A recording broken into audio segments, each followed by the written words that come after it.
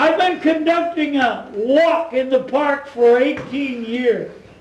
And when I first started out making that walk with my dear wife and myself, a friend of mine said to me, he said, you know, Joe, it'll be all right for 2 or 3 months. He said, then it'll drop off.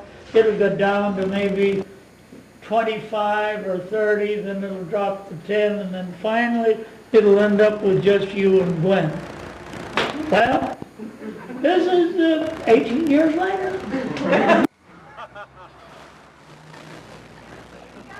Last Thursday, there were 60 people showed up. That's a slow day.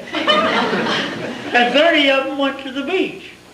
And when they go to the beach, those that walk to the beach with us, I give them all an Eskimo pie.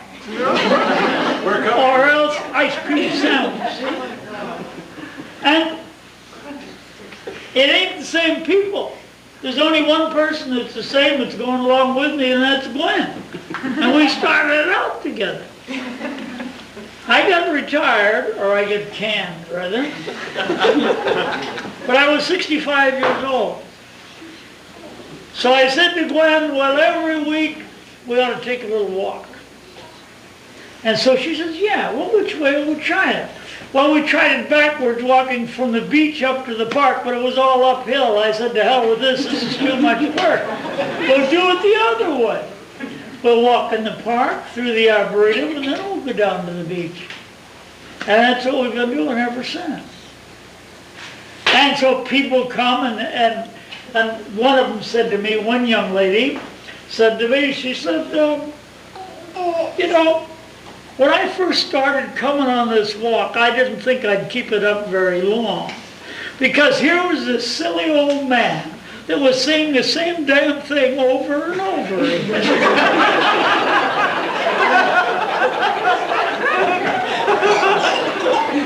I say, yeah, that's right, but I figured after a while maybe you'd dig a little of what the hell I was saying.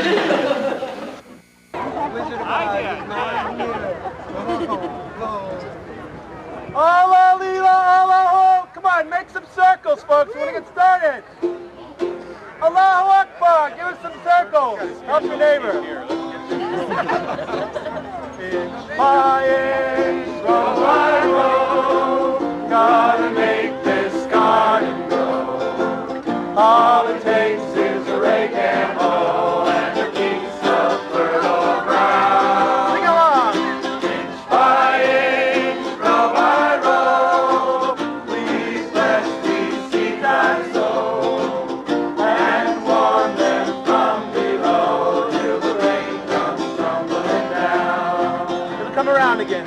Pulling weeds, picking songs.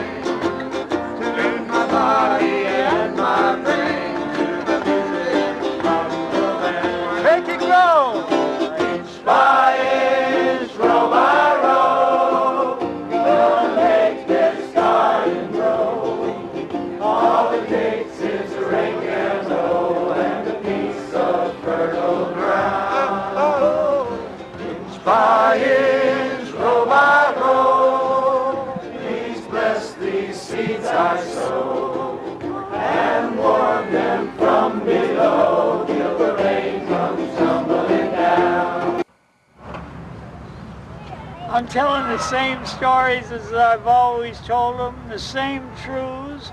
In fact, I've said to people, what the hell do you come around for? Because the guy says the same thing. And the only way I can figure that you keep coming around is because you didn't hear what I said.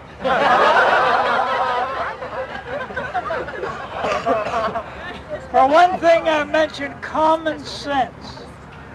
Common sense. You gotta have common sense. If you don't have common sense, there's no limit to the abyss of idiocy you can be plunged into. But you know, common sense is one of the most uncommon things in the world. Now another thing you've got to have is a sense of humor. Otherwise your little egos will get bruised. And you'll want to have a fight with everybody because they don't appreciate that you haven't been treated right. Feel sorry for yourself. Why feel sorry for yourself? Why not laugh at yourself and say, straighten up, what the hell's the matter with you? After all, can't you take a joke, even if it's on you? There's something inside of you that's immortal. It's never born and never dies. And that certain something can't be soiled by anything that you might do in life. But you may pile up extra lifetimes paying off what you got involved in. Huh? Meet your responsibilities now, or just the same, I think that those who are handling it from a higher place, oh, they just like they do in the bank. Ha! You miss a few payments and say, well, I skipped that, you did like hell. It's a balloon payment at the end of your other payments, huh? So you got to square it away, you got to meet it.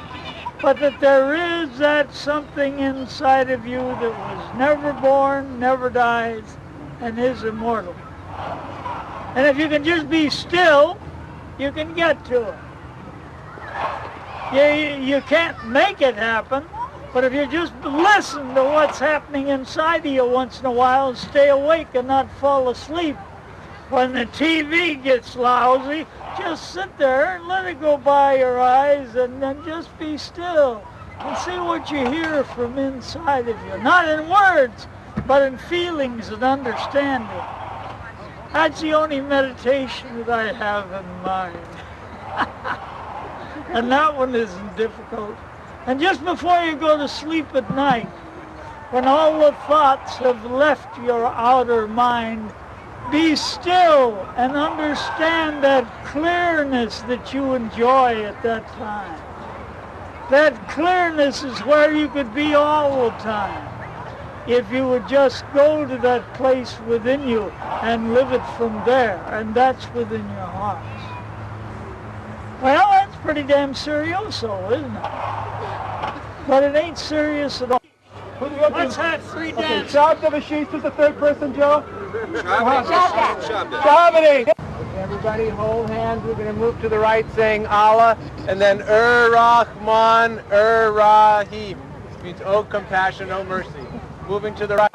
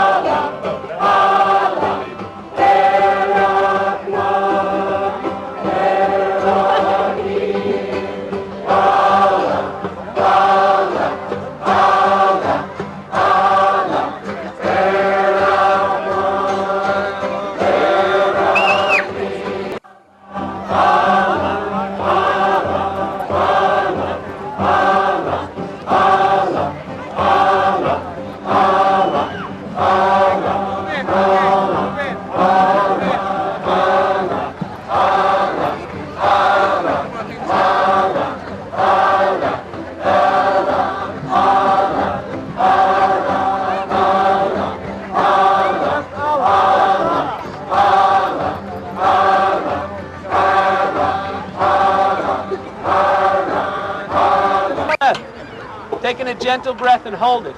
Hold your breath. Now exhale. Now taking another gentle breath. Now let some of that energy drop into the heart. Taking a gentle breath. Now exhale. Now just look around. Don't move, but look around. Look at the trees. Some of our minds are still cranking it out. Put everything that's coming out of the mind into the trees. Everything coming out of the mind into the trees, into the light, into the sunshine, into the air. Now join hands. Together we're going to say Yahai, it means life, and we'll raise our hands up, and then Yahak. When we say Yahak, Bend our knees, bend our waist, touch the earth, holding hands. Ready?